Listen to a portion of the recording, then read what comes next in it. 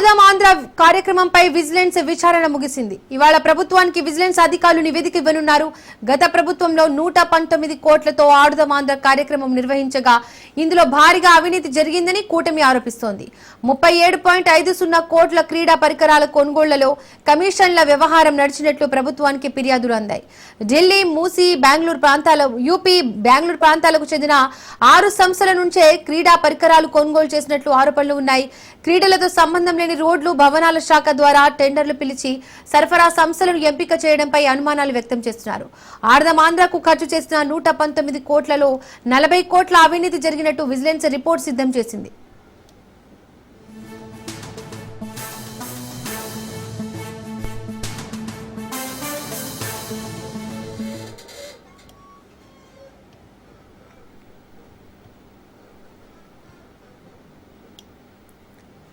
ఆడదాం ఆంధ్ర కార్యక్రమంపై విజిలెన్స్ విచారణ ముగిసింది. ఇవాళ ప్రభుత్వానికి విజిలెన్స్ అధికారులు నివేదిక ఇవ్వనున్నారు.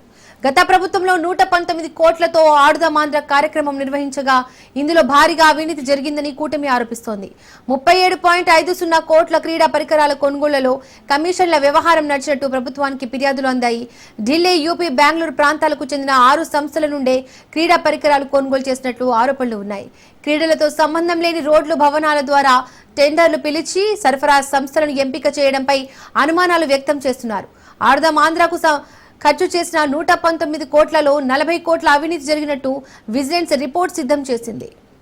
రైట్, ఇదే అంశానికి సంబంధించి మరిన్ని డీటెయిల్స్ మా ప్రతినిధి క్రాంతి అందిస్తారు. క్రాంతి, ఆడదాం ఆంధ్రలో జరిగిన అవినీతికి సంబంధించి విజిలెన్స్ రిపోర్ట్ కి సంబంధించి డీటెయిల్స్ ఏంటి? Good morning Deepika.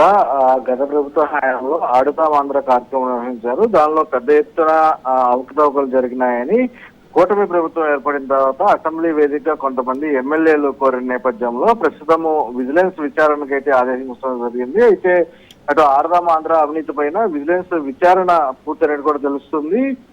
ఈ రోజు ఆంధ్రప్రదేశ్ ప్రభుత్వానికి ఆ నివేదిక, విజిలెన్స్ కు సంబంధించి ఒక నివేదికను సమర్పించనున్నారు. ఆడదాం ఆంధ్రలో సుమారు 40 కోట్ల మేర నిధులు దుర్వినియోగమైనట్టు కూడా విజిలెన్స్ విభాగం అటు నిగ్గు తేల్చినట్టు కూడా కొంతమేర సమాచారం అంత నేపథ్యంలో ఆ నివేదిక పరిశీలించిన అనంతరము కేసు నమోదు చేసే అవకాశం కూడా తెలుస్తుంది. గత వైసీపీ ప్రభుత్వ హయాంలో ఈ కార్యక్రమానికి సంబంధించి దాదాపు 47 రోజులు 100 కోట్ల ఖర్చు చేసినట్టు కూడా అధికారులు గుర్తించారు.